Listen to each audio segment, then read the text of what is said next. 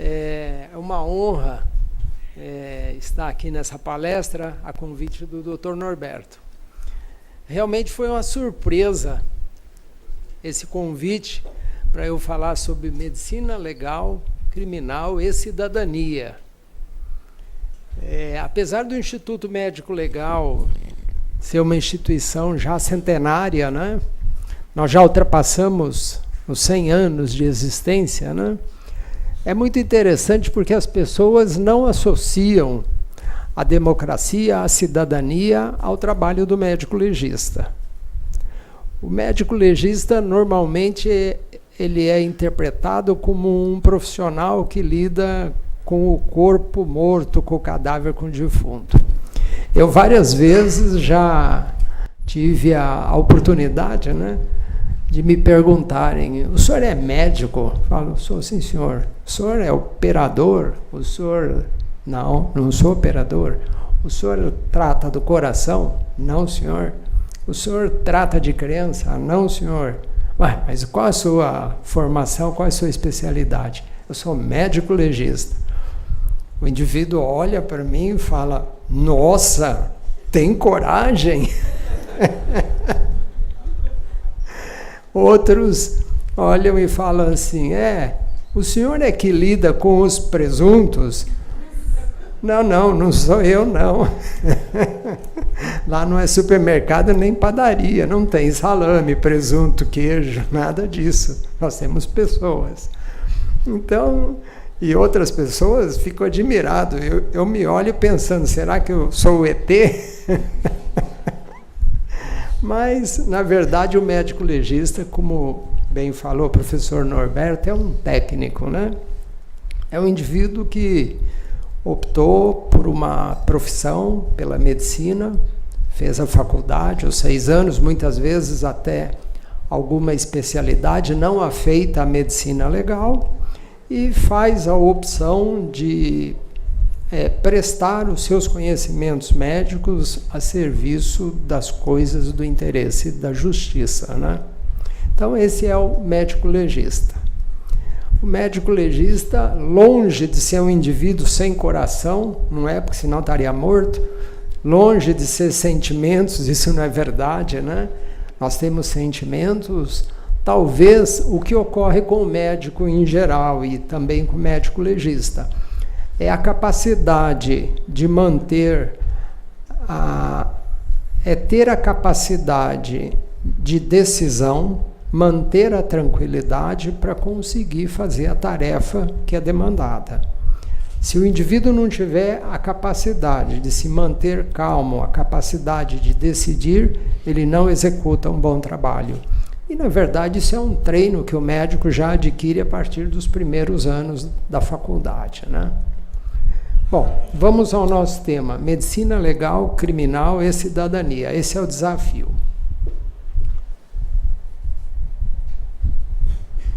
Eu agradeço o convite na pessoa do Dr. Norberto Silva Gomes, presidente da Comissão de Estudos sobre Perícias Forenses da OAB de São Paulo. Ao Dr. Humberto Luiz Borges Durso, que não pôde ficar aqui por outros compromissos, né? É o diretor do Departamento de Cultura e Eventos da OAB. E o Dr. Marcos Costa, atual presidente da Ordem dos Advogados do Brasil, da Seção São Paulo.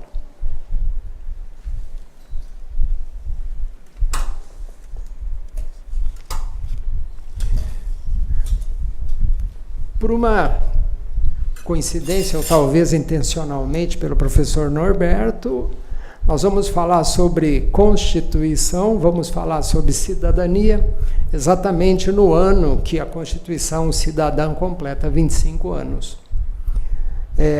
Ulisses Guimarães, em outubro de 88, promulgou a Constituição atual, que é a chamada Constituição Cidadã. Não que as outras constituições não tenham sido cidadãs, mas essa teve um cunho, né? Uma característica de primar pela cidadania.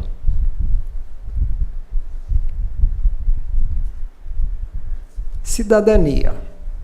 Vamos emitir alguns conceitos, né? Cidadania é um conjunto de direitos e deveres. Não é só direitos, como a maioria das pessoas pensam. São direitos e deveres, aos quais o indivíduo se submete no convívio em sociedade.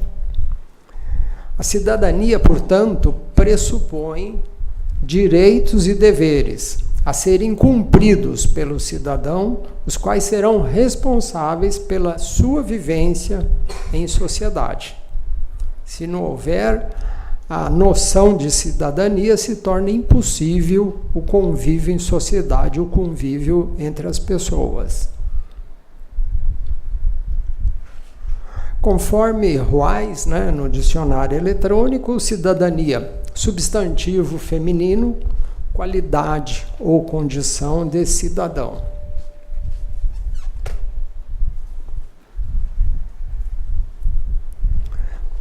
É também a condição ou dignidade de quem recebe o título honorífico de cidadão. É uma rúbrica no termo jurídico. Vejam que o Ruais ele faz a rúbrica de condição de pessoa que, como membro de um Estado, se acha no gozo dos direitos que lhe permitem participar da vida política. Então, o Ruais fecha um pouquinho o conceito de cidadania e volta esse conceito para a vida política. A cidadania ela pode ser formal, que é o quê? A nacionalidade do indivíduo. O indivíduo que pertence a uma determinada nação. Ela pode ser substantiva, que é um caráter mais amplo, e aí relaciona-se aos direitos civis, políticos e sociais. Este conceito ele foi introduzido por Thomas Humphrey Marshall, que viveu de 1893 a 1981, um sociólogo britânico. Tem uma publicação, Citizenship and Social Class, de 1950, e ele ampliou esse conceito inicial da cidadania voltada para a política e incluiu nos direitos, nos civis, nos políticos e sociais. E parece que a nossa Constituição por aí caminhou. O cidadão, conforme Ruais, substantivo masculino, é o habitante da cidade. É um indivíduo que, como membro de um Estado, usufrui de direitos civis, direitos políticos, pelo Estado, por este garantidos, e desempenha os deveres que nessa condição lhe são atribuídos. O Ruais fecha o conceito em direitos civis e políticos, não introduz o direito social. Na maneira informal, se denomina cidadão qualquer indivíduo, qualquer pessoa. É interessante, o feminino de cidadã, muito conhecido, mas consta cidadoa, pouco dissonante, mas é cidadoa. Cidadã é mais usado e o plural, cidadãos e cidadãs. Cidade, conforme Ruais, substantivo feminino, uma aglomeração humana localizada numa área geográfica circunscrita e que tem numerosas casas próximas entre si e destinado a alguma coisa, moradia, atividades culturais, atividades mercantis, industriais, financeiras e a outras que não sejam relacionados à exploração do solo. Então, a cidade tem essa característica. A urbe não faz exploração do solo. Vem etimologicamente do latim civitas, civitatis, civitas, cidade, civitatis, reunião de cidadãos. A partir de 88, no Brasil aflorou o conceito da cidadania, seguindo-se a Constituição Cidadã, a qual inúmeras legislações quanto aos direitos políticos, direitos civis e direitos sociais afloraram. Não que muitas dessas coisas antes de 88 não houvessem. elas haviam, mas não tão definida e tão disciplinada como estão após a Constituição de 88. O exercício da cidadania, como que ele pode ser feito? Ele pode ser feito de uma forma individual, pode ser feita em grupos e de instituições. É interessante que quando eu preparei essa aula não estavam esses movimentos desses últimos dias. O convite já tem cerca de um pouco mais de um mês e temos aí nos últimos dias uma mistura, né, da verdadeira manifestação da cidadania, infelizmente de permeio com atitudes absolutamente de não cidadão. Porque, como nós vimos no início, a cidadania implica em direitos e deveres. O indivíduo tem direitos e tem obrigações, né? Cidadania e nacionalidade são condições complementares e são indivisíveis. Nós vamos ver isso a seguir. Como se adquire a nacionalidade? A naturalidade é a aquisição de origem, né? É o direito de solo, o direito de nascimento da naturalidade. Mas pode ocorrer a naturalização, que é a aquisição posterior ao nascimento, que é o direito de sangue. Vamos dar um exemplo. O casal, fora do Brasil, um dos cônjuges brasileiro, nasce um filho fora do território brasileiro. Ele tem a naturalidade brasileira por direito de sangue, correto? Então, é uma aquisição posterior ao nascimento. Ainda conforme Ruais, nação é um agrupamento político autônomo que ocupa um território com limites definidos, cujos membros respeitam instituições essas compartidas, e seguem leis, constituição e governo.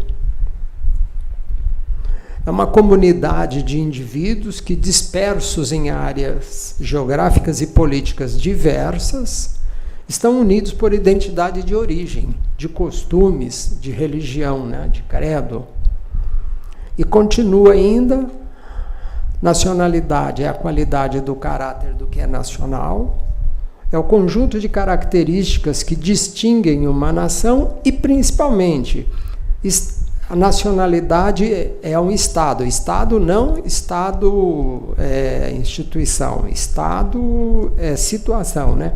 Qualidade de uma pessoa que pertence a uma nação determinada, que com ela se identifica. É o indivíduo que se identifica com essa nacionalidade. Seja por naturalidade, porque nasceu, ou por naturalização, porque adquiriu a nacionalidade brasileira.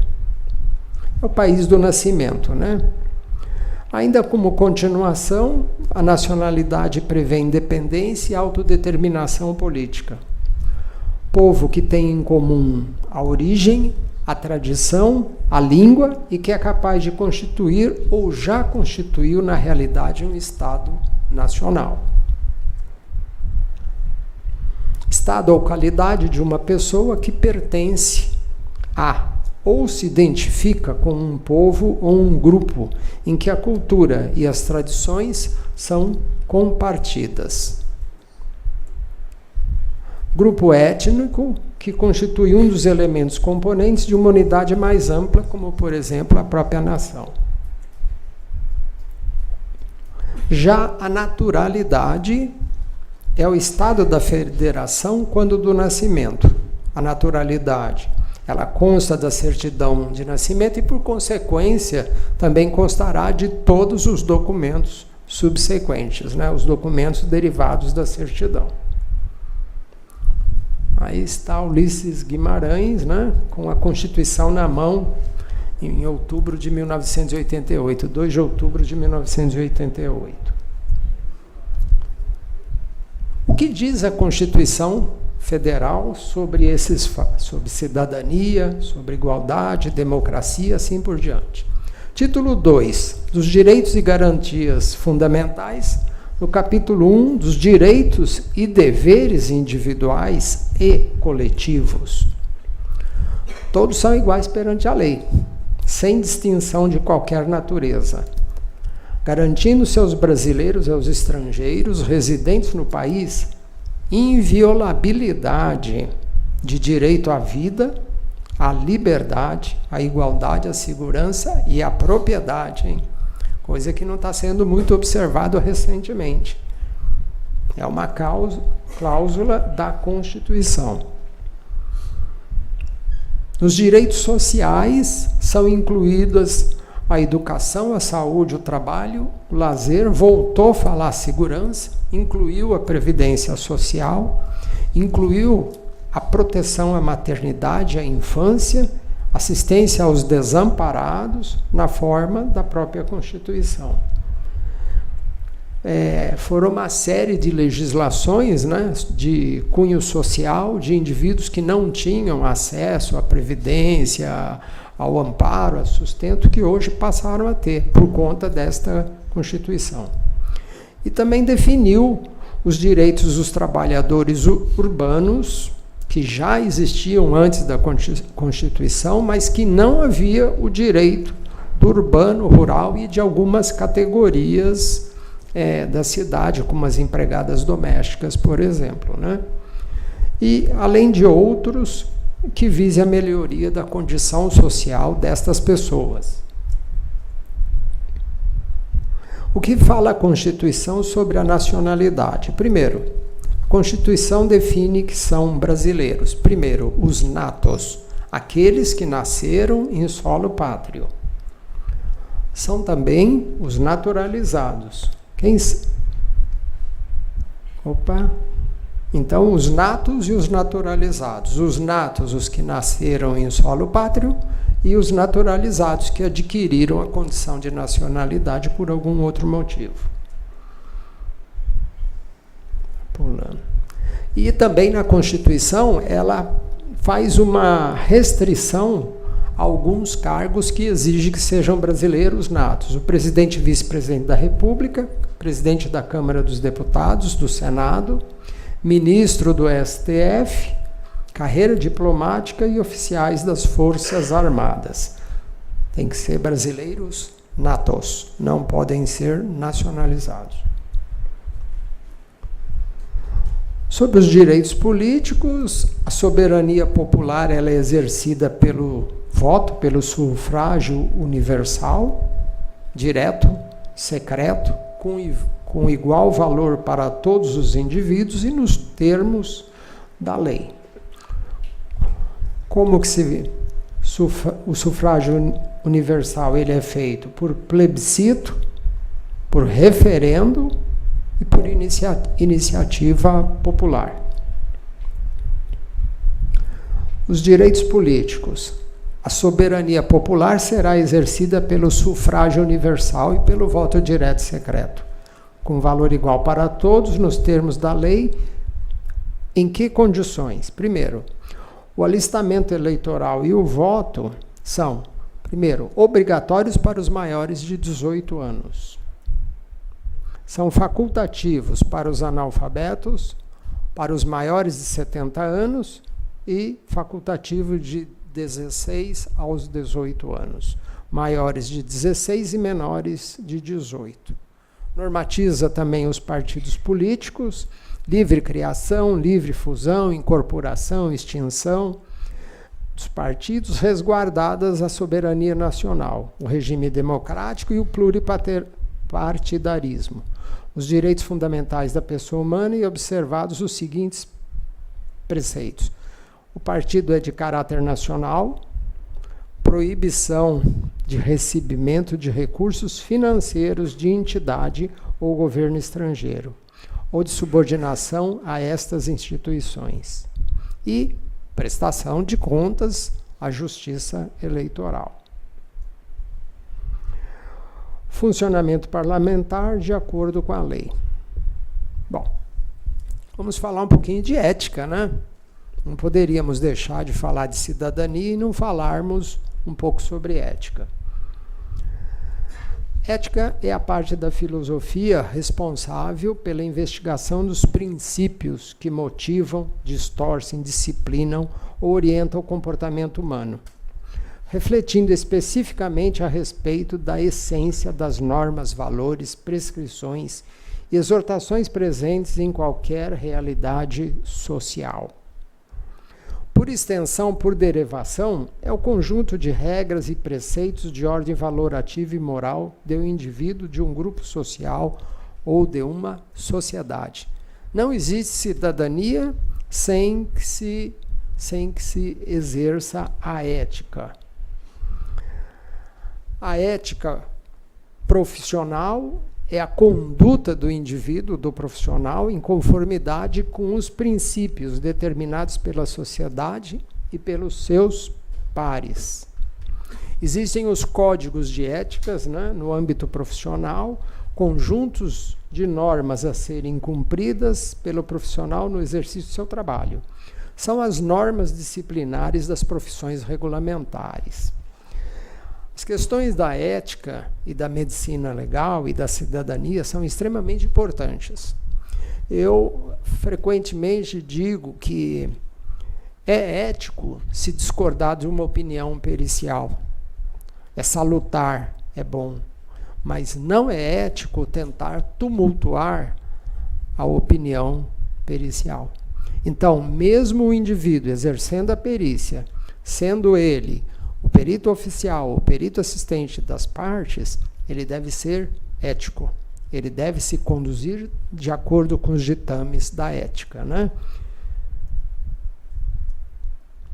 Qualificação profissional faz parte da cidadania. Atributos obtidos para exercer uma profissão. Nós recentemente estamos com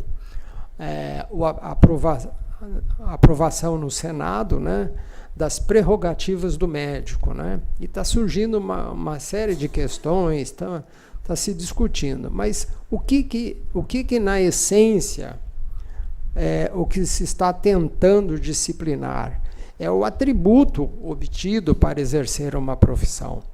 O que a gente está percebendo hoje é uma fragmentação da ciência médica, não do médico, da ciência médica. E o indivíduo está... Eu, às vezes, até brinco que nós vamos chegar à seguinte situação. Olha, eu machuquei meu dedo aqui, o senhor é ortopedista? Mas sou ortopedista do dedo esquerdo, do direito não. Então, o que está ocorrendo é isso, né? A qualificação profissional ela está se fechando tanto, que o indivíduo acaba perdendo o todo. E sem criticar as profissões paramédicas, o que está acontecendo é isso. Inúmeras profissões paramédicas, elas estão numa vertente, eles estão num ponto bastante específico e muitas vezes perdendo a visão do conjunto. Então é preciso que se discipline qual é o limite desses profissionais em relação à atividade da ciência médica.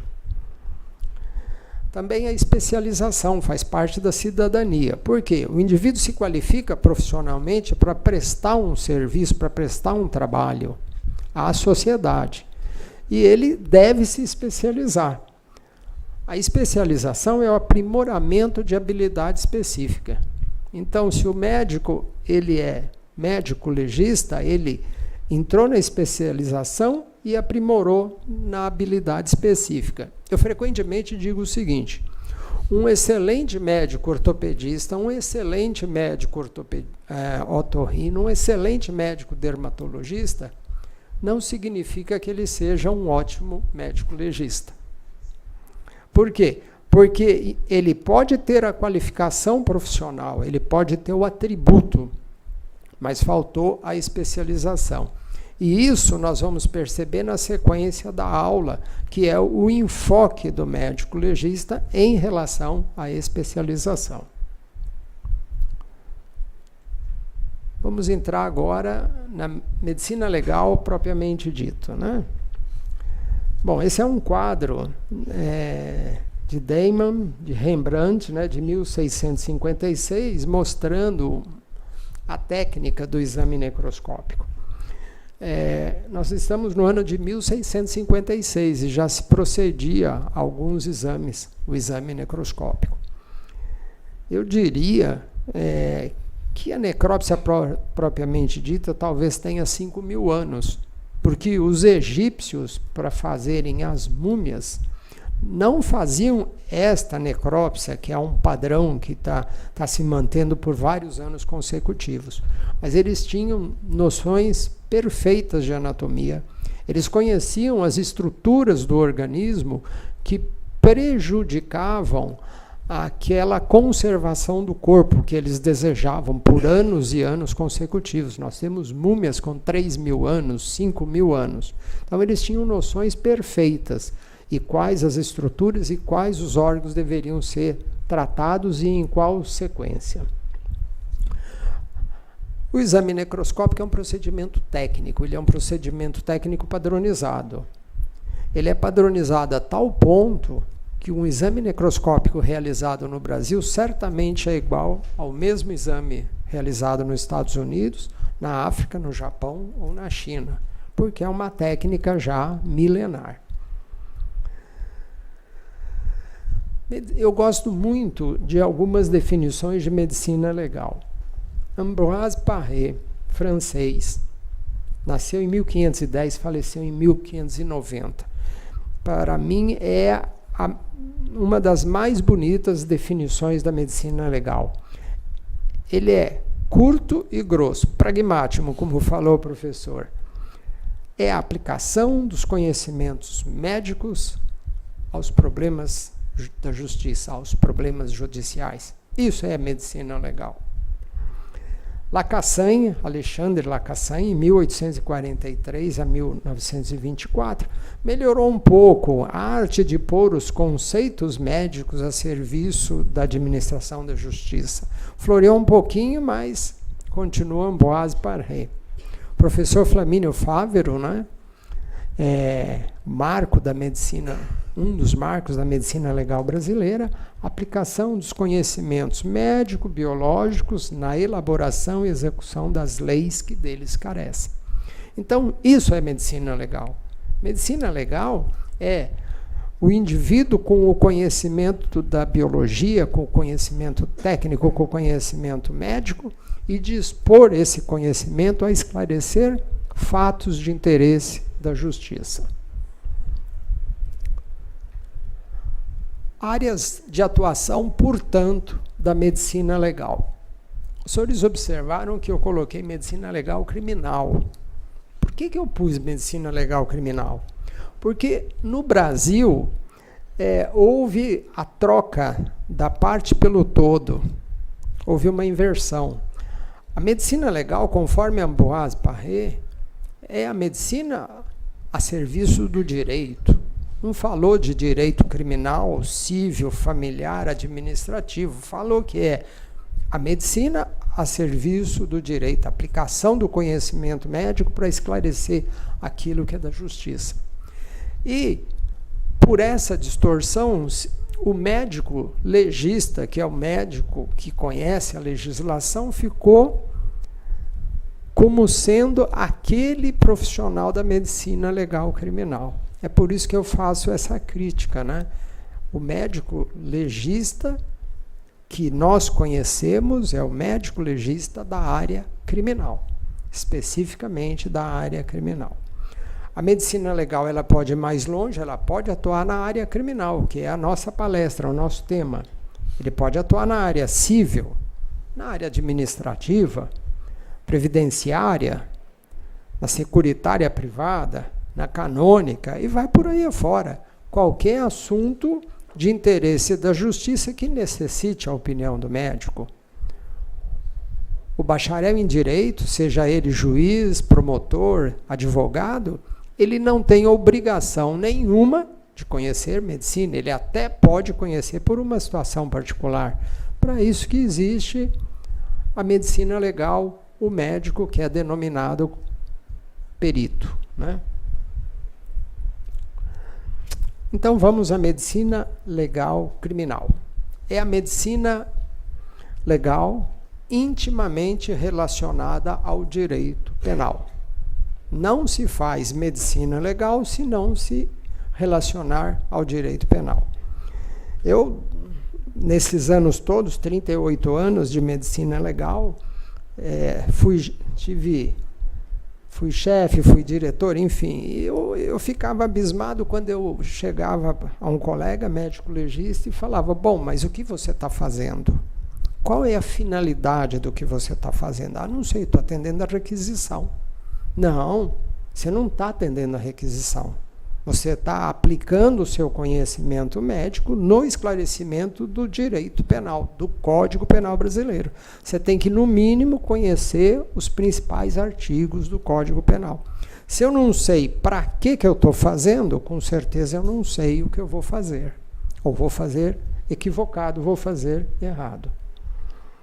Portanto, intimamente relacionado ao direito penal, ao Código Penal e ao Código de Processo Penal. A medicina legal criminal, ela envereda não só pelo necrotério. A área de necrotério, como a medicina legal criminal, na área do necrotério nós encontramos a morte violenta. A morte violenta atinge os indivíduos de qualquer idade, de qualquer profissão, de qualquer nível social. Então, a morte violenta realmente ela traz um clamor da sociedade muito grande pela subitaneidade e pela agressividade. No entanto, felizmente, a área do necrotério na medicina legal é da ordem de 7% do total do trabalho. Apenas para falarmos em números, o Instituto Médico Legal, por ano, faz 500 mil de perícias, 500 mil exames médico-legais. Desses 500 mil, da ordem de 5% a 7% estão na área do necrotério. Então, medicina legal criminal, nós vamos ver cada uma delas o que é. Clínica médico-legal pressupõe o indivíduo vivo. Tanatologia é a área do trabalho com o indivíduo falecido de morte violenta. A sexologia médico-legal, né? A violência sexual, que está muito disseminada. A psiquiatria, que foi a aula do professor Paulo Vasques na palestra anterior. Os exames laboratoriais especializados no âmbito da toxicologia, da anatomia patológica, nós veremos o que é isso, e da genética criminal. Muito bem. Na clínica médico-legal, a primeira questão que nós temos, e que foi a aula do professor Paulo Vasques, temos a questão da imputabilidade penal. No título 3º, né, do Código Penal, a imputabilidade penal. São inimputáveis. É isento de pena o agente que, por doença mental ou desenvolvimento mental incompleto ou retardado. Pronto, já tem conceito médico aqui. Doença mental. Desenvolvimento mental incompleto. Retardamento do desenvolvimento mental.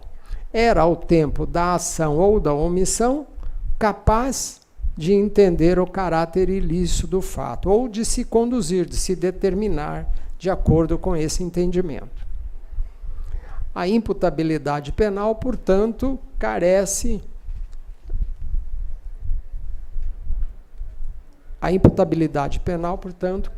da avaliação médico-legal. A redução da pena. A pena pode ser reduzida de 1 a 2/3 se o agente, em virtude de perturbação da saúde mental ou por desenvolvimento mental incompleto ou retardado, não era inteiramente incapaz. Como falou o professor Paulo Vasques, é um nó, esta frase, retardado, não era inteiramente capaz de entender. É um grande desafio nós avaliarmos o indivíduo do ponto de vista psiquiátrico e decidirmos que ele não era inteiramente capaz ou incapaz. É mais fácil dizer é capaz, não é capaz. É muito difícil falarmos é inteiramente capaz ou inteiramente incapaz. Menores de 18 anos são penalmente inimputáveis, ficando sujeitos às normas estabelecidas na legislação especial. Menor de 18 anos. Hoje é um nó, né? É um nó, porque o indivíduo, a gente olha para o indivíduo, acha que tem 20, na verdade ele tem 15, acha que ele tem 15, ele tem 18. Então, fixação da idade do indivíduo. O meliante é maior de idade, ele diz, não, eu sou de menor. Eu sou de menor. Então, o exame médico define a idade desse indivíduo, independente se tem documento ou não tem, quando tem o documento é falsificado, é roubado, assim por diante, né? Então, já na fixação da idade para se considerar o indivíduo menor ou maior. Emoção e paixão. Não exclui a imputabilidade penal. Emoção e paixão fica difícil a avaliação do médico, né? Embriaguez, hein? Tá aí. Então, a constatação da embriaguez, né? Não compete ao médico legista decidir se é voluntária ou culposa, mas é competência dele dizer se há embriaguez. E como a lei exige pelo álcool ou substância de efeitos análogos, é de competência do médico legista decidir pelo álcool, substâncias de efeitos análogos e a existência da embriaguez. Novamente, nós temos aí um conceito introduzido pela lei, né? A embriaguez completa. Como a lei admite, portanto, a embriaguez incompleta, né? E, novamente, se introduz a questão da capacidade, inteiramente incapaz de entender e de se conduzir de acordo com esse entendimento. Novamente, a pena pode ser reduzida de 1 a 2/3 se o indivíduo não possuía a plena capacidade de entender. Aqui nós temos as doenças mentais, as doenças psiquiátricas que cursam com delírios de visão, delírios de audição e assim por diante, né? Então, é o exame psiquiátrico.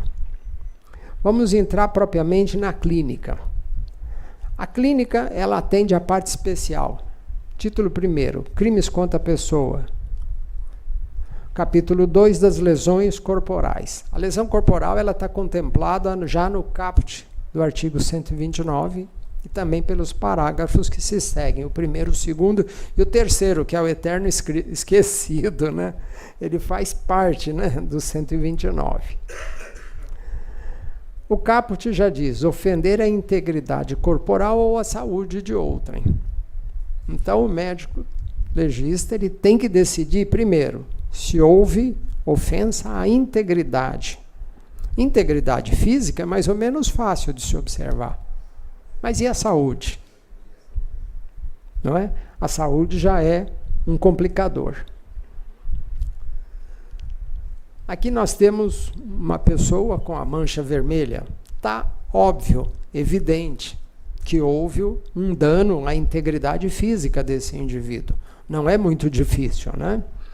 Agora, quando nós falamos da saúde, o indivíduo pode ter, por exemplo, ele é assaltado, sofre uma agressão, mas além desta lesão física, desta equimose, né, ele pode desenvolver uma síndrome do pânico, não é? Ele pode ter alterações psíquicas, né, alterações de ordem psiquiátrica.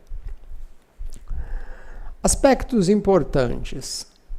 Parágrafo 1º, incapacidade às ocupações habituais por mais de 30 dias. Foi muito sábia esta mudança do Código Penal na década de 40, porque antes se falava em incapacidade para o trabalho.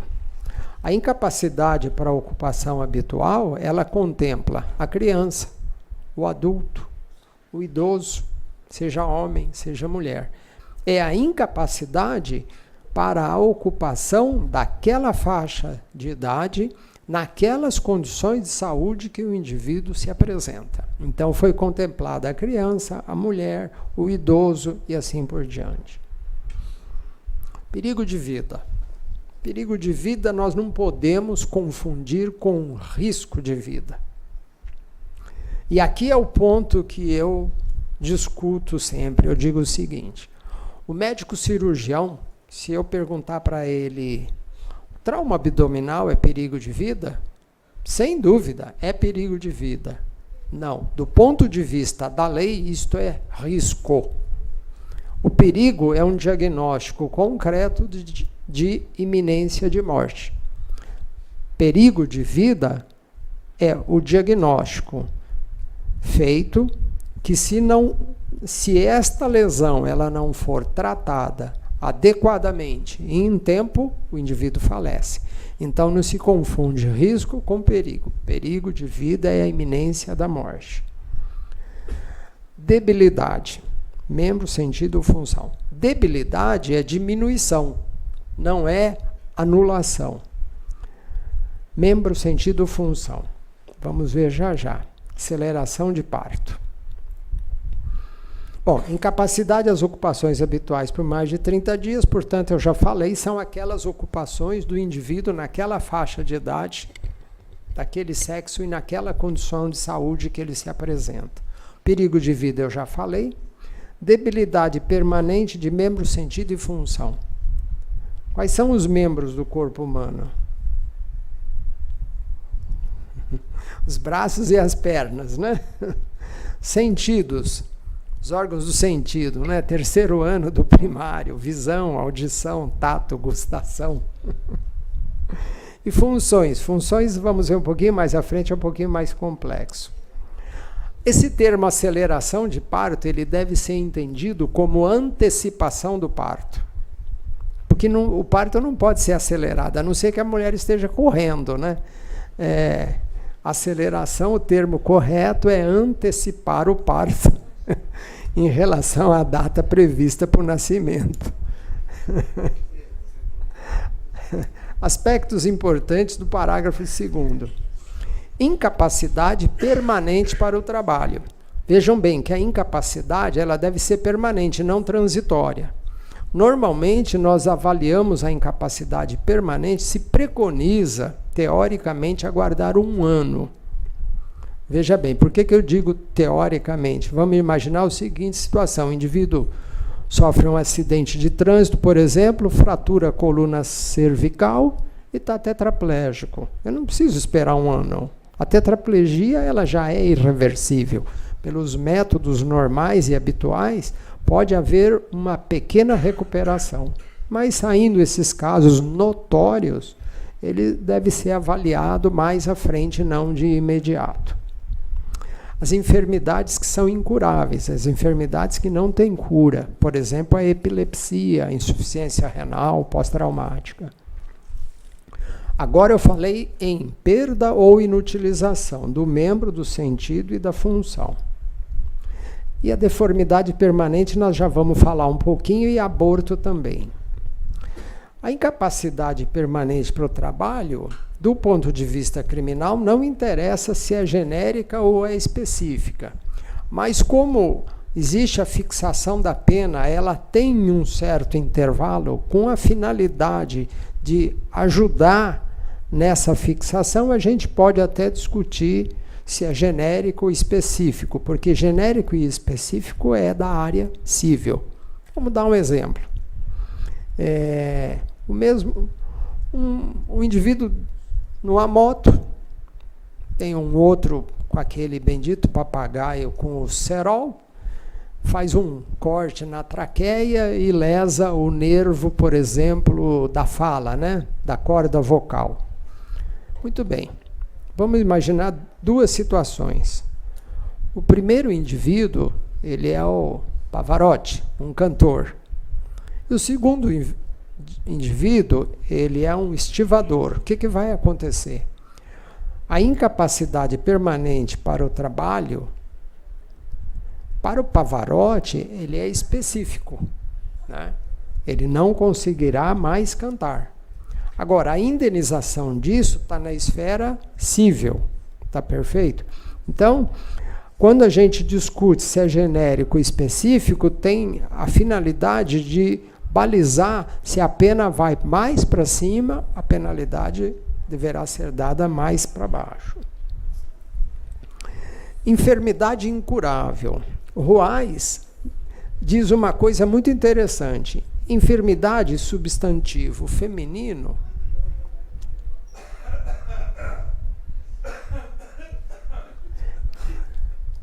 as coisas normais. Enfermidade substantivo feminino, mesmo que doença.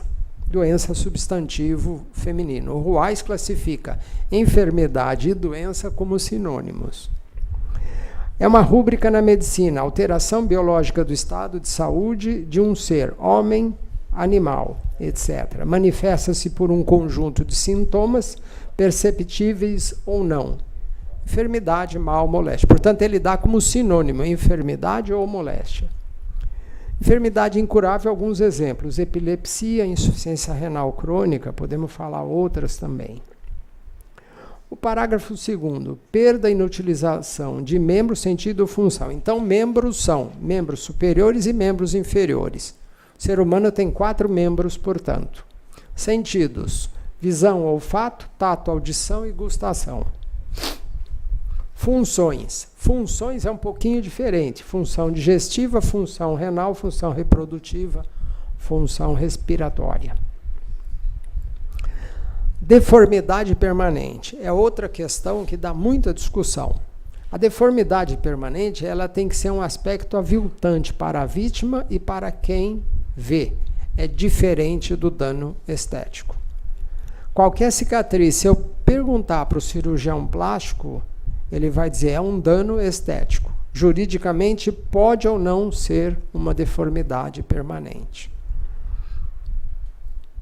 É um critério subjetivo e independe de prótese, por exemplo, dentadura, órtese, óculos, cirurgia corretiva futura. Conceito de aborto. Aborto é a interrupção da gestação em qualquer momento, em qualquer idade dessa gestação. E mais, independe da expulsão do feto do corpo materno. Obrigatoriamente deve haver o falecimento do concepto antes do nascimento. Então, do ponto de vista médico obstétrico, uma gestação de 7 meses não é um aborto, é um parto prematuro. Do ponto de vista médico legal, é aborto, desde que haja falecimento do concepto. Correto? Eu pus um asterisco aqui antes do nascimento, porque nós temos algumas situações que o feto nasce vivo.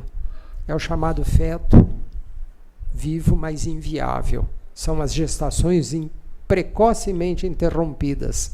6 meses, 5 meses e meio. A criança nasce viva, podíamos dizer que é uma vida vegetativa, né? Mas nasce viva. Mas ele não tem viabilidade, ele não tem capacidade de autossustentamento, né? Não se autossustenta. Como? Sim, anencéfalo é um feto inviável. Tem já umas normatizações a respeito do feto anencéfalo. Ele entra na questão do aborto, né? O feto anencéfalo é vivo ou é morto? É um ponto de discussão. Lesão corporal seguida de morte, né? Se resulta a morte, as circunstâncias evidenciam que o agente não quis o resultado. Isso é jurídico, nem assumiu o risco de produzi-lo. Mas do ponto de vista médico-legal, é a morte subsequente. É a chamada concausa, que existe antes da lesão ou após a lesão. Podemos dar um exemplo. Indivíduo hemofílico. E ele sofre uma agressão, por exemplo, com faca. Para um indivíduo normal, aquela lesão, em 6 minutos o sangue já coagulou, a hemorragia cessa.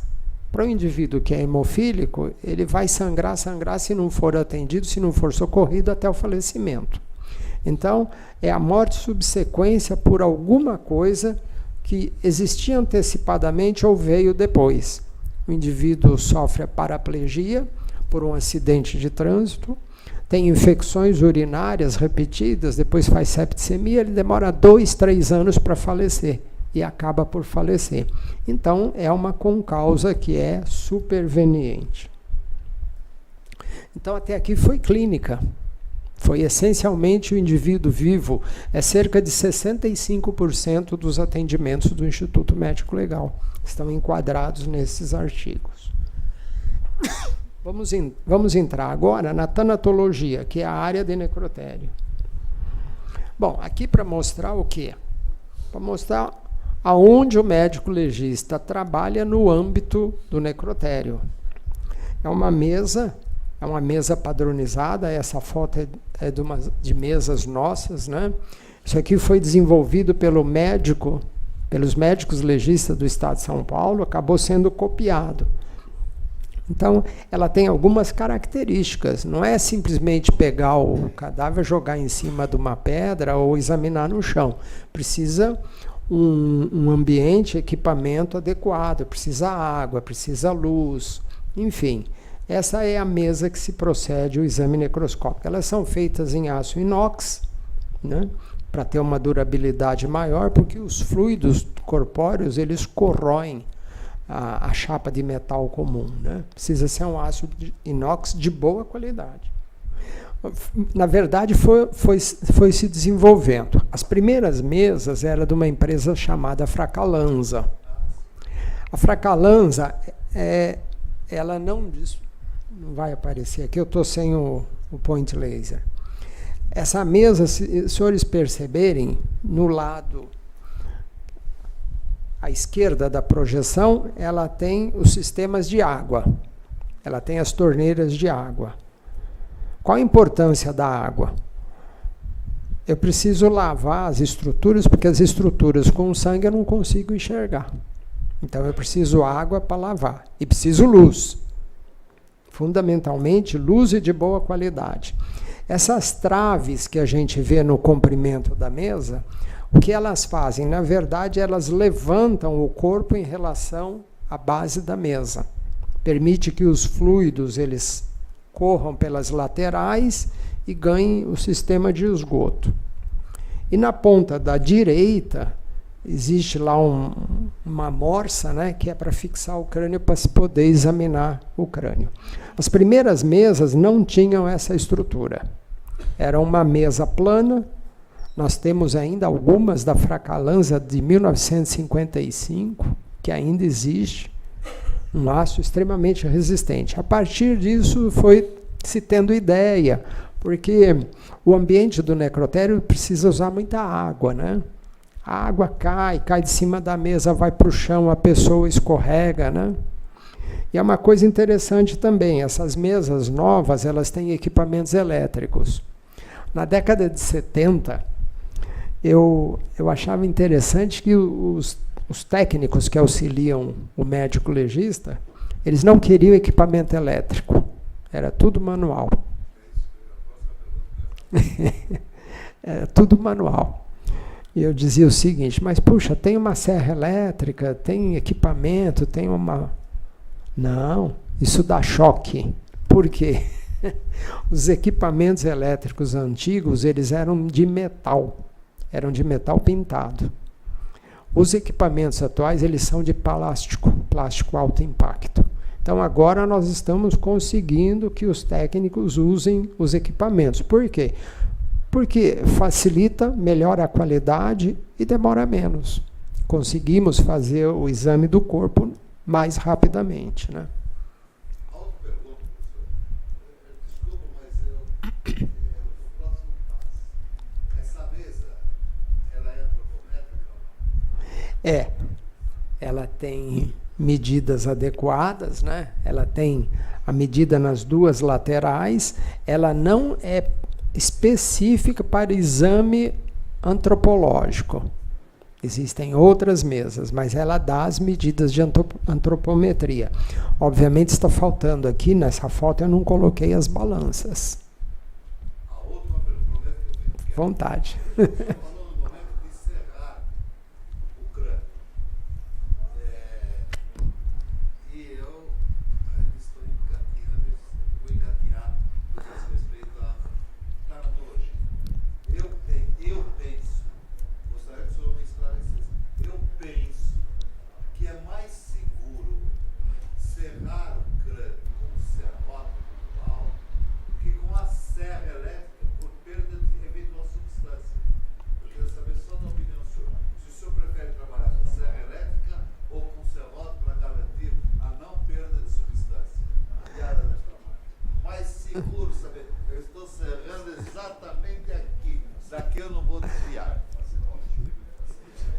É para repetir a pergunta? Pode, por favor. Eu estou tumultuando? Não, pelo contrário, está ajudando. Professor, a aula é seguinte, cidadania, democracia. certo. A pergunta é a seguinte: eu tenho para mim Sim. que é mais seguro serrar o crânio com serrote, onde o médico... Sim, o serrote, o manual. Serrote, O serrote é a de serra elétrica. marceneiro. Então, estou me referindo ao serrote. Muito mais seguro, porque aí seria o auxiliar de necropsia. Mas tem médico legista que prefere ele serrar, para ter maior contato, vai saber exatamente onde ele está chegando nas partes internas. E também garante a não perda de substância que poderia esclarecer qual foi o evento letífero. Ao passo que a serra, eu penso, professor, que perde substância e deixará um detalhe, porque necropsia é a única coisa que não se repete. Necropsia mal feita nunca vai se repetir. Daí refeita. as exumações. Então eu pergunto, o senhor prefere a serra elétrica ou o serrote, manualmente? Bom, E por quê? Sim, eu sou Sem querer tumultuar. Eu fico quieto, daqui para frente. Não há problema. Eu acho que nós estamos numa seguinte situação. Agora, até... O problema é o seguinte, o Instituto Médico Legal, ele tem uma demanda de tarefas e vamos dizer, um corpo de profissionais, médicos, auxiliares e escriturários, enfim, uma equipe para fazer essa tarefa. Eu diria o seguinte, com a serra elétrica é mais rápido. Com o serrote é moroso. Eu prefiro o serrote, porque, incrível que pareça, é mais delicado. A serra elétrica, eu não quis, eu tenho as fotos, eu não quis trazer porque são um pouco agressivas, né?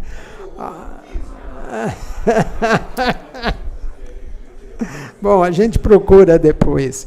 Mais ou menos o seguinte, a serra elétrica, para mim, é um automóvel a 180 km por hora. Ligou a serra, ela começa a trabalhar, o auxiliar encosta no crânio, aquilo vai numa rapidez. Isso, sem contar outras questões, por exemplo, a lâmina romper, né? Outras questões. Então, vamos dizer assim, o manual sempre, o controle é melhor, mas é mais demorado. Então, se eu tiver uma unidade como Rua Teodoro Sampaio, que agora está um pouco menos, mas que chegava a uma média de 15, 20 exames necroscópicos a cada 24 horas, se eu considerar que uma necrópsia deve pelo menos durar 1h30, tem mais necrópsia que hora disponível, né? 24 horas não é suficiente, né? Lógico que isso é uma média. Eu posso ter um exame necroscópico que eu resolvo em 30 minutos, 40 minutos, como já tive exame necroscópico demorar 2 dias. Então, cada caso é um caso, mas uma média, 1h30, eu acredito que seja um tempo plausível, né? O senhor prefere o serrote? Sim. Eu acho mais romântico o serrote que a serra. Perfeito.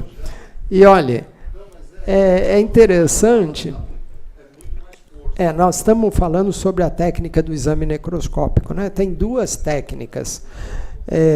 O indivíduo americano chamado Grissinger, ele preconizou uma técnica que a gente faz abertura em tempo único. O que é isso? Isso é bem técnico, né? A gente secciona o crânio com as estruturas do crânio, o encéfalo, meninges e vaso num tempo único. É o harakiri. Corta de uma vez só. Ele agiliza essa técnica. Mas existe uma técnica que se serra primeiro o osso, depois se abre a meninge. Tem que ser, pode ser feito com uma serra ortopédica ou, como se fazia antigamente, com um arco de serra da serra tico-tico. Mais demorado ainda, muito mais delicado.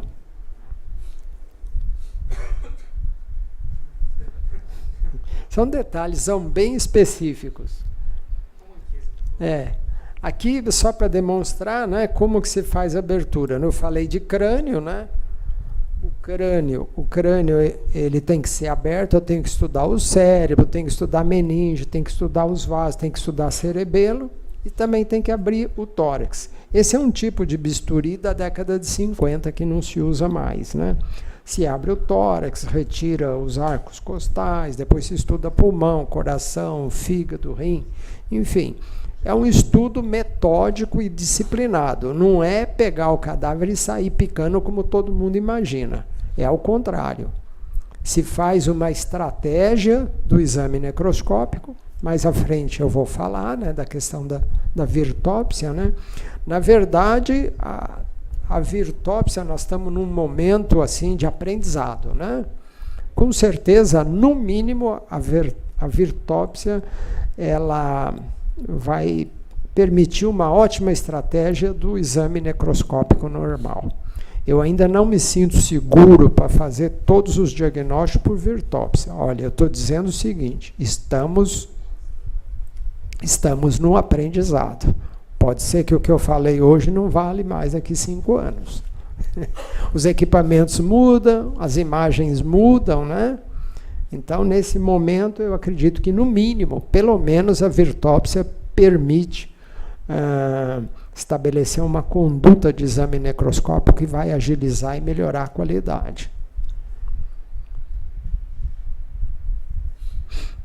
Crimes contra a pessoa, crimes contra a vida. Então, aqui nós temos o 121, 122 e seguinte, estudaremos na tanatologia, o 123, 124, 25, 26, 127, na sexologia pela importância do exame do feto. Será que tudo isso faz parte da cidadania? Eu entendo que faz.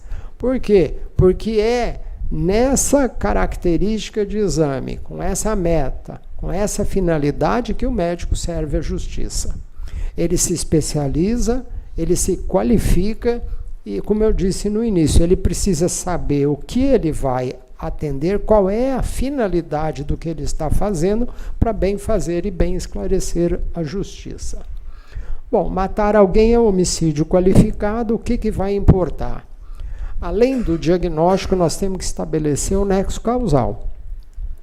O indivíduo ele falece, mas eu preciso ter certeza que a morte decorreu do evento lesivo, porque a morte pode não decorrer desse evento lesivo.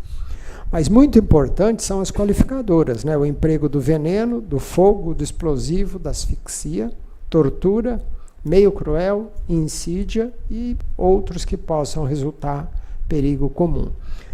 Veneno se faz a constatação pela toxicologia, fogo pela constatação visual, fogo explosivo, e asfixia pelo próprio exame.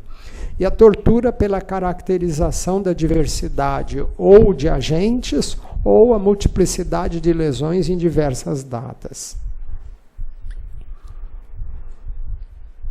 No suicídio, o que vai ter importância é o indivíduo não falecer e sofrer lesão corporal de natureza grave, que vai remeter para o exame clínico. E o aumento da pena é a vítima menor ou aquela que, por algum motivo, tem a capacidade de resistência diminuída. Pode ser o adulto contra a criança, o adulto contra outro adulto sob efeito de álcool, de substâncias psicotrópicas, ou mesmo o adulto contra o indivíduo enfermo, sem a capacidade de se defender, de oferecer resistência. O exame na tanatologia, o exame necroscópico, eu divido no exame necroscópico inicial. É o melhor momento de se fazer o exame necroscópico, é o primeiro exame. A necrópsia que não foi bem conduzida, ela jamais será refeita. Esse axioma é perfeito. Pode ser a necrópsia pós-exumação ou a necrópsia já quando o organismo se esqueletizou, que é o antropológico. E o exame necroscópico por imagem, que está sendo introduzido recentemente, a chamada virtópsia, é feito com o auxílio de equipamentos, tomografia por computador, sistema multi-slide, quer dizer, múltiplas fatias, e ressonância magnética. Então, isso é um tema extremamente importante, está em desenvolvimento. Existem algumas questões muito sérias em relação ao exame necroscópico, com algumas crenças, com algumas religiões, né? Só que o Código Penal comanda, né? Então, se a virtópsia realmente conseguir trazer o mesmo resultado e assegurar os diagnósticos, o laudo, enfim, nós poderemos realizar a virtópsia nessas situações. Sexologia médico-legal. Sexologia médico-legal pode ser atípica ou aquela que está associada à tanatologia. Sexologia médico-legal típica. Eu coloquei 4 florzinhas aí num fundo róseo. Isso é uma homenagem às mulheres, principalmente. O Estado de São Paulo, no ano 2000, criou um atendimento exclusivo e integrado à mulher sexualmente violentada. Por que são 4 florzinhas? E da esquerda para a direita, as pétalas estão faltando e elas acabam por ser recompostas, né? É um atendimento médico legal, médico assistencial, tratamento, prevenção de gestação, moléstias venéreas, o atendimento social e o atendimento jurídico pela Procuradoria do Estado. Por isso que o fundo cor-de-rosa representa as 4 áreas de serviços públicos envolvidos no atendimento para recompor a flor, a mulher. Os crimes hoje são denominados crimes contra a dignidade sexual, né? O capítulo 1, crime contra a liberdade sexual, o 2, dos crimes sexuais contra vulnerável. Interessante que a legislação agora separou o vulnerável. O estupro hoje é constranger alguém. Portanto, hoje, de fato, o estupro ele se refere tanto ao homem quanto à mulher. Antes havia uma divergência. O estupro era exclusivamente o homem em relação à mulher. O homem contra a mulher praticava o estupro, né? Mediante violência, a violência vai ser constatada fisicamente pelo exame de corpo de delito, pela constatação das lesões corporais. A grave ameaça é mais difícil e o crime de estupro é caracterizado pela conjunção carnal. Isso é um termo jurídico. Conjunção carnal, leia-se ao coito vaginal, né? É o coito fisiológico, né? É a relação sexual normal, natural, homem e mulher. Ou ato libidinoso, que eu vou mostrar mais à frente, né? A relação sexual não normal, não fisiológica. O ato libidinoso pode ser, portanto, com o homem como em relação à mulher. Aí vem as penalidades, né? E de novo nós temos aí, se o ato resultar lesão corporal de natureza grave, e também a questão da idade, se é menor de 18 ou maior de 14. Então cabe também a avaliação da idade. Aí vem a reclusão de 8 a 12, e se resultar morte, e se a causa da morte se vincula à violência, a reclusão passa para 12 a 30 anos, né? Estupro de vulnerável. A lei especificou o que é o vulnerável. É a conjunção carnal ou o ato libidinoso com menor de 14 anos, assim como o indivíduo que tem alguma enfermidade ou deficiência mental, não tendo necessário discernimento. Então, eu preciso, no caso da conjunção carnal ou do ato libidinoso, avaliar a enfermidade, a incapacidade de resistir, ou a deficiência mental, que é a incapacidade de consentir. Ou por qualquer outra razão não pode oferecer resistência. por exemplo, a embriaguez. De novo, se a conduta resulta lesão corporal de natureza grave e se resulta morte. Portanto, o que é o crime de estupro? Constatação do coito vaginal, que é a conjunção carnal. Constatação de coito anal, ato libidinoso, e outros atos libidinosos diferentes do coito anal. O cunilingus, que é do homem em relação à mulher, a felação da mulher em relação ao homem, beijo, sucção, que pode ser no homem ou na mulher, caracterizam os atos libidinosos, né? E nesses exames, nós sempre temos que fazer a coleta de materiais para exames laboratoriais. Aqui um esquema do ímen, como é que a gente constata, né? Nós constatamos por comparação. À esquerda é um ímen íntegro, ele tem uma perfuração, né, vamos dizer assim. O ímen ele não é totalmente fechado, ele tem uma abertura que é denominada ósteo. Algumas mulheres não têm esse ósteo perfeitamente redondo, mas têm entalhes, que é a figura intermediária, a central, e a terceira figura, que é o ímen com ruptura. Normalmente, as rupturas imenais, elas ocorrem para o lado, para baixo, em direção ao ânus, né? Então, nós temos o ímen íntegro, o ímen entalhado natural e o ímen roto. Não é tão fácil e tão simples como está aqui no esquema, né? Às vezes, na hora do exame, a gente procura chamar o médico, né? O médico legista, porque realmente dá dúvida, né? Esta foto é um coito anal, né? Demonstrando o ânus extremamente inchado, demasiado, muito vermelho, violáceo essa cor vermelho, e circulado em vermelho é uma lesão, né? Que é chamada fissura ou Hagat, né? É a perícia do coito anal. Então tem situações que realmente, principalmente quando nós fazemos o exame no momento bastante precoce, nós temos condições de estabelecer o ato libidinoso ou a conjunção carnal e caracterizar o estupro. Na sexologia médico-legal é importante a constatação da idade por exames radiológicos de ossos longos, a constatação da incapacidade de decidir, idade e desenvolvimento mental incompleto. Menor de 14 anos tem absoluta incapacidade de decidir. E os casos de desenvolvimento mental incompleto também têm incapacidade de decidir.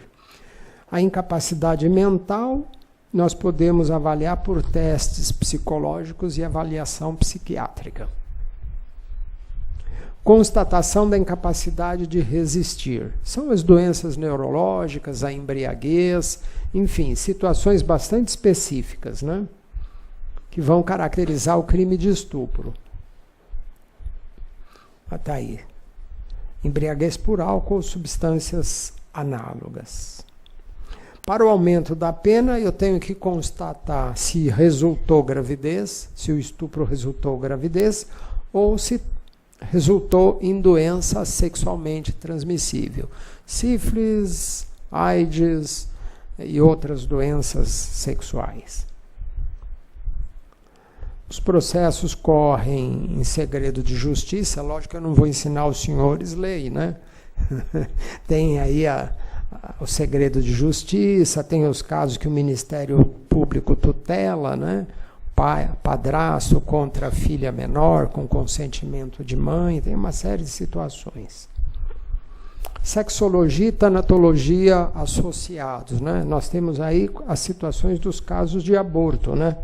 A criança que nasce morta, a gente tem que fazer o exame tanatológico, que é o exame necroscópico da criança, mas esse exame tanatológico ele está vinculado ao crime sexual.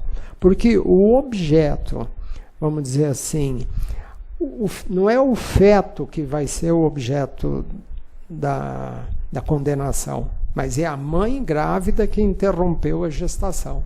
Então, eu faço o exame do feto e o crime é o crime de aborto em relação à mãe.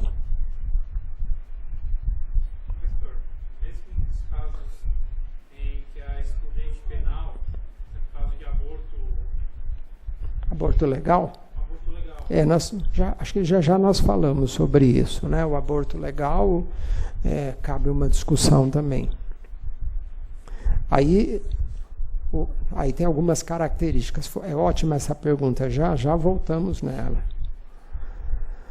Voltei, definição médico-legal de aborto: produto da concepção nascido morto, independendo da idade da gestação. Se a mulher tiver de 9 meses completos, o parto vai ser na sexta-feira, sofre um acidente de trânsito, o feto falece, o crime é aborto. Se é culposo, doloso é outra questão, mas o crime é aborto. Se ela está gestante de 5 meses, o nenê nasce vivo, sobrevive 12 horas, é um nenê inviável, totalmente incapaz de manter a vida autônoma, eu entendo que também o crime é aborto. Dá uma discussão, briga, mas eu sustento a opinião. Não depende se o corpo, se o feto morto é ou não expelido da mãe, porque existem situações que gestações mais de 3 meses, de 4, pode ficar retidas. 1 mês, 2 meses e até anos, e acaba se calcificando, né? Então também a definição não depende da expulsão do feto do corpo materno. Por consequência, independe da separação da placenta, e o feto inviável nascido vivo, que é a vida insubsistente, também se considera aborto. Puerpério. Muito importante na questão do infanticídio, né? Puerpério é um período, né? É um momento, é um período que se inicia com a saída da placenta e até que o organismo da mãe se retorne às condições prévias, às condições pré-gravídicas. Qual é o tempo médio? 6 semanas. Neste período ocorre frequentemente a psicose puerperal, que é um distúrbio psiquiátrico que necessita tratamento.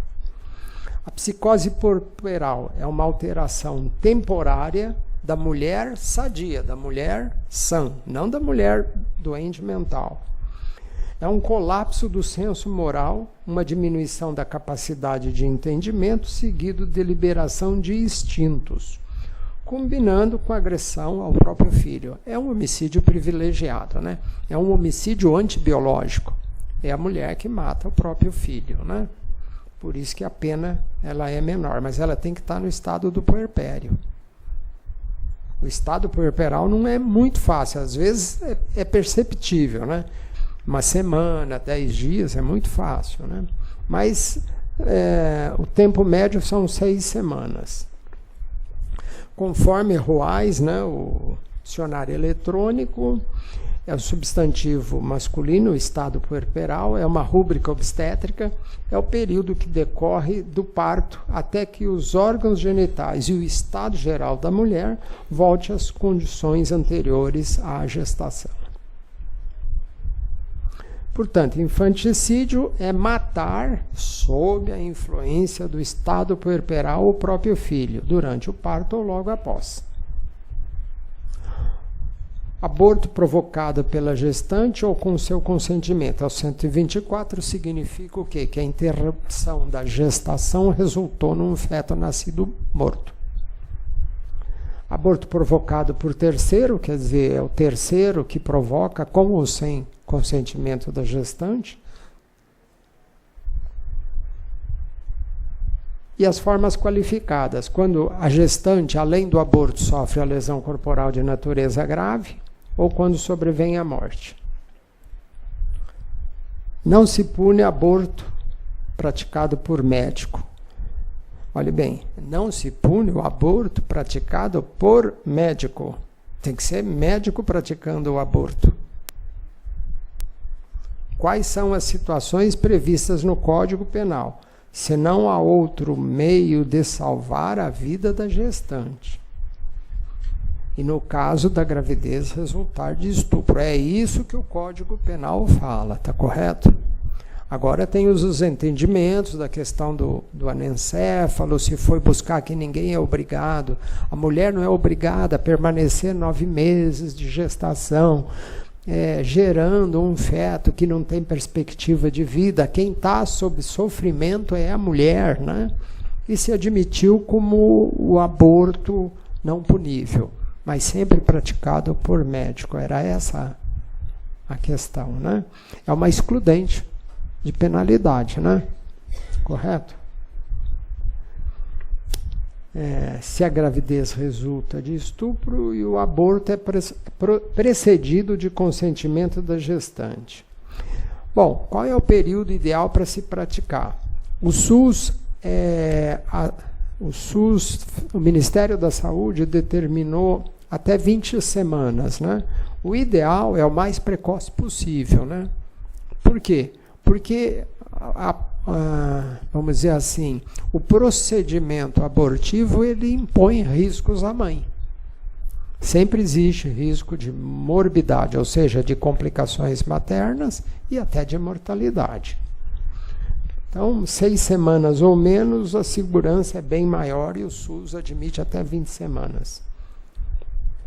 A psiquiatria médico-legal foi a aula do professor Paulo Argarati Vasques, falou sobre imputabilidade, sobre embriaguez, retardamento mental, doenças psiquiátricas, incidente de insanidade. Está quase terminando. Quais são os exames laboratoriais que o Instituto Médico Legal faz nesse atributo de democracia e cidadania? Anatomia patológica, toxicologia médico-legal, pesquisas genômicas, ou conhecido popularmente DNA. O que é anatomia patológica? São estudos de amostras de órgãos e tecidos. Esses estudos vão ser feitos na microscopia, com microscópios, pode ser microscópio óptico, tem umas colorações, né, para poder enxergar no microscópio, ou microscopia eletrônica, que é uma microscopia sofisticada. Só para ter uma ideia, o microscópio óptico, ele produz um aumento de até 1.500 vezes, 1.200 vezes. O microscópio eletrônico, 100.000 vezes. Então, a potência, o aumento do microscópio eletrônico é muito maior. Aqui está um microscópio atual, microscópio óptico biocular, né, que é usado nos estudos histológicos. Nesse microscópio, por exemplo, o sangue, que a gente tem a impressão que é um líquido homogêneo, não é. Um aumento aí de cerca de 500 vezes, nós temos essas imagens, né? As imagens vermelhinhas, que parecem umas moedinhas, são os glóbulos vermelhos, e aquela moedinha que tem um enfeite dentro é o glóbulo branco neutrófilo, responsável pela defesa imunitária. E tem um pontilhado menor, mais escurinho, que são as plaquetas. Então, o sangue, que parece fluido, no aumento de 500 vezes, a gente percebe que tem uma parte líquida, que é o fundo róseo, né, um fundo claro, avermelhado, e as partículas, que são as células do sangue. As hemácias, os glóbulos brancos e as plaquetas responsáveis pela coagulação. Se ao invés de eu fazer aquela coloração, eu usar uma outra técnica, eu tenho essa imagem bonita, em fundo escuro, preto, e o tecido que foi colorido por uma técnica própria, ele aparece com essa cor verde, brilhante, pode ser azul, vermelha, dependendo do que a gente usa e o que a gente quer verificar. Então, vocês veem que a microscopia é um acréscimo ao exame visual que é feito durante o exame necroscópico, né? Aqui uma imagem de um microscópio eletrônico, né? Tem vários, tem outros modelos, esse é um pouquinho mais antigo, que dá um aumento de 100.000 vezes, e aí ele está acoplado a um sistema informatizado. Eu, como sou médico antigo, né, posso falar o seguinte: foi um progresso vertiginoso o diagnóstico médico a hora que se acoplou o computador. O ser humano tem limitação de visão, de audição. O equipamento é infinito. A hora que se juntou o que o equipamento enxerga, que o ser humano não consegue ver, e se acoplou no computador, o diagnóstico disparou, né? Nesses últimos 30 anos, o crescimento foi vertiginoso, né? Então é clássico hoje, tudo que você faz tem o computador associado, né?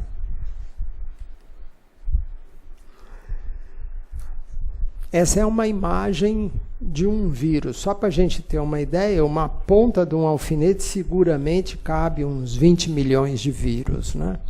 Então é um aumento gigantesco. Na toxicologia médico-legal, fazemos identificação de qualidade e de quantidade de substâncias tóxicas. As análises toxicológicas, elas podem ser feitas no sangue, na urina, em qualquer fluido orgânico, e as técnicas de exame, o mais frequente hoje é a técnica da cromatografia gasosa. Pode ser feita espectrometria de massa, e o que a gente pesquisa? Substâncias voláteis, por exemplo, álcool, acetona, não voláteis, orgânicos fixos. Então temos aí uns exemplos: álcool, maconha, cocaína, LSD, inseticidas piretroides. Esse é um modelo dos cromatógrafos a gás. É um equipamento automatizado, a amostra ela é preparada, coloca no sistema, no carrossel do equipamento, e o equipamento automaticamente vai fazendo a análise. A análise sai um gráfico bonitinho igual esse daí, né? De acordo com essa, vamos dizer, com esse espinhozinho, né? Essa espícula, o local que essa espícula aparece, a gente sabe se é álcool, se é acetona, se é LSD, se é cocaína, se é crack. Então se detecta a substância presente na urina, no sangue e outros tecidos. As pesquisas genômicas, o DNA, né? A rainha das provas atualmente, né? Se acredita ao DNA, na verdade, muito mais que ele pode oferecer. É um excelente exame, mas tem suas limitações. Preferentemente, ele é realizado em sangue, pode ser realizado também em qualquer tecido, né? O DNA tem algumas coisas interessantes. A pesquisa de DNA separa o homem da mulher pela melogenina. E o DNA, que é o ácido desoxirribonucleico, que é examinado em pedacinhos, vocês já vão entender por quê, ele permite separar se esse DNA ele é humano, se é de um animal, se é de um gato, de um cachorro, se é de uma bactéria e assim por diante. E a grande qualidade do DNA é a certeza de identificação, que vai para a ordem de 99,99%. A margem de erro é pequena, é 1 em 1 milhão, 1 em 2 milhões. Aqui temos vários equipamentos automatizados, semi-automatizados, para processar a amostra e para obter os resultados de DNA. Esse é o DNA. Aqui é uma representação artística, né? É uma proteína, forma como se fosse uma escada retorcida, tem uma parte que os degraus da escada que juntam as duas hastes, né? E formam esta imagem que é um desenho, né? Esse é o DNA. Na verdade, ele não é a escada só, ele é a escada toda retorcida, como se fosse um novelo, que é esta segunda imagem. E essa é uma imagem artística, né, da figura do DNA. É isso que se estuda quimicamente no laboratório. E o resultado não é aquela figura bonitinha, o resultado é essa tabela que está aqui. Nós estudamos regiões pequenas do DNA, vamos obter as comparações. Por quê? Todo o método de identificação, qualquer que seja, sempre é por comparação. Eu digo o seguinte: nós não nascemos com número de chassi, diferente do veículo. O veículo, ele tem um número que é próprio. A nossa identificação, ela é sempre por comparação. Se a gente voltar lá atrás, a identificação do indivíduo era aproximadamente 1,50 m, moreno, com bigode, cicatriz na face, do lado direito, tem cabelos ralos, uma identificação grosseira. Foi se melhorando essa identificação, se chegou na impressão digital. A impressão digital é por comparação, porque num primeiro momento eu ofereço meu registro de nascimento, meus dados e os meus dedos. No segundo momento, eu confiro essa impressão digital com um cadastro. Então, é comparação. O DNA, idem. Eu comparo alguém com alguma outra coisa. Como o DNA ele usa a metodologia da genética, eu comparo pai com mãe e filho, qualquer que seja a posição, qualquer que seja a ordem. Se eu quiser identificar a mãe de uma criança e eu tenho o pai, eu vou fazer o confronto. O que tem na criança, parte vem da mãe, parte vem do pai. Exatamente a metade. Se eu tenho uma criança, eu quero saber quem é o pai, eu sei quem é a mãe, metade veio da mãe, eu tenho que achar a outra metade que veio do pai. Sempre, portanto, identificação é por comparação. Essas tabelas são feitas, se faz o confronto dá as probabilidades para cada área examinada, mais ou menos o seguinte: eu encontrei um pneu de um automóvel. Ah, tá. Qual é a medida desse pneu? Ah, a medida é 195 por 70 por 80. Ah, tá. Ó, esse pneu vai no Palio, que é da Fiat, vai na linha Volkswagen, vai na linha do Honda, mas não vai no caminhão, não vai no ônibus, não vai na carreta. Fechei um pouco. É isso aí. Ó, mas também tem uma calota aqui. Essa calota é de plástico, essa calota está quebrada, mas o jeitão dela pertence à linha Honda. Então, é isso que se faz, né? As áreas que vão sendo estudadas, elas vão sendo somadas para, no final, dar o cálculo, que é o chamado índice de paternidade. Porque este exemplo que eu trouxe é paternidade. Mas lembre-se, eu posso fazer em qualquer sentido.